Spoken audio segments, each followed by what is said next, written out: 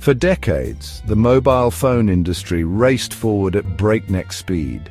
The first brick-sized cellular devices gave way to sleek flip phones. Then came the smartphone revolution. Touchscreens, app ecosystems, and high-speed connectivity each year brought something revolutionary. Remember the flip phone to smartphone jump? Or the first all-screen phones? Those were huge leaps. But then, something changed. The pace of innovation slowed. Instead of giant leaps, we get incremental upgrades, the same features repackaged, and honestly, a lot of hype for not a lot of change. So, what happened? Why did the future of phones kind of stall out? One word: consolidation. Remember when there were a ton of phone makers out there? Nokia, BlackBerry, Palm, HTC. Now it's basically a two-horse race. Apple and Samsung, with fewer challengers, the pressure to innovate just isn't there. They can coast on brand loyalty and minor tweaks. And let's talk about patents. Tech giants file thousands of patents every year. Sometimes it's about creating a patent wall, blocking others from innovating. And let's be real, most people who want a smartphone have one. That sense of urgency for the latest and greatest isn't as strong anymore. This one's frustrating. It's called planned obsolescence. Ever notice how your phone seems to slow down after a couple of years? Those software updates that claim to optimize performance? Sometimes they're actually doing the opposite, subtly nudging you towards that upgrade. And then there are artificial limitations. We know faster charging exists. Batteries can last longer.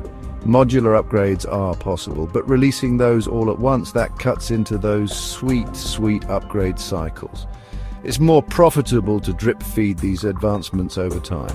And don't even get me started on repair restrictions. Glued down batteries, proprietary screws, software locks that make third-party repairs a nightmare. It's all designed to make you more likely to just buy a new phone when something breaks. 5G was supposed to be this revolutionary leap forward, right? Blazing fast speeds, lower latency, the works. But the rollout has been, let's say, strategic.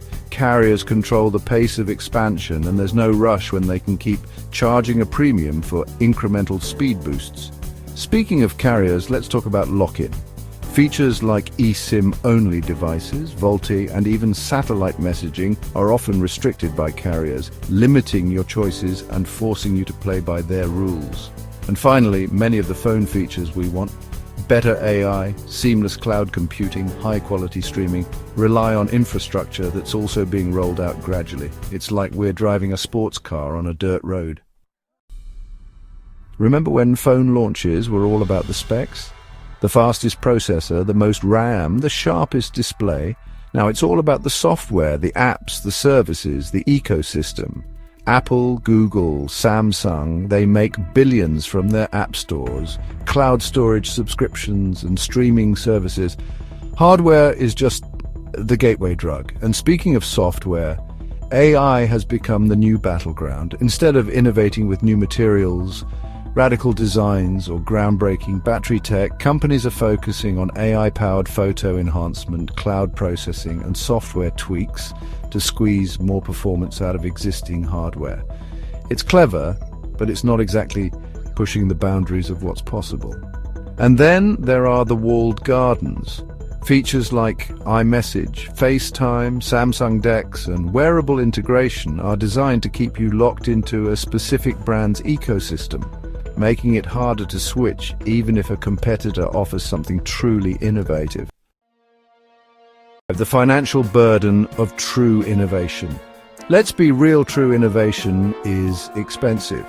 Developing foldable screens, graphene batteries, and advanced AI requires massive investments in research and development.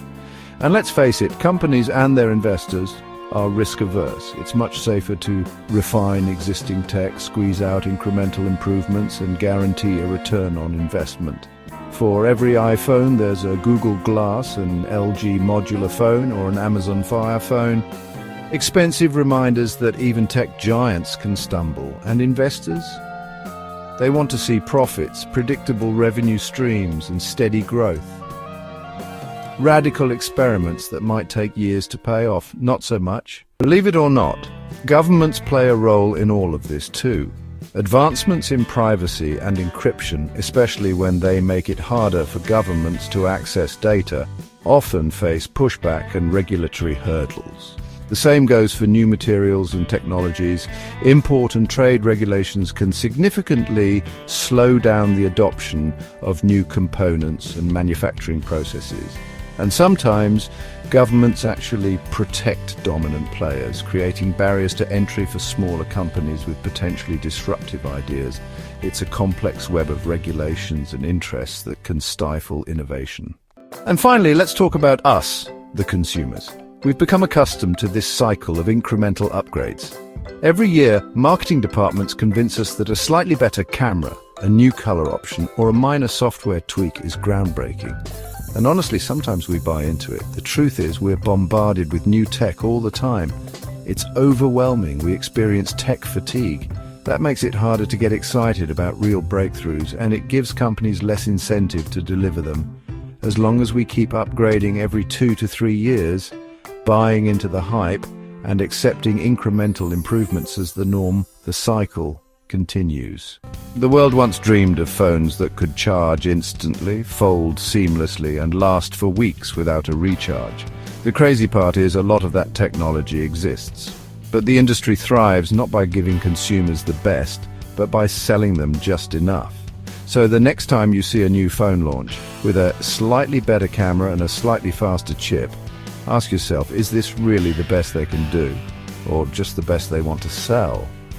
The power to demand more, to push for real innovation, it's in our hands. Let's not settle for anything less than the future we deserve.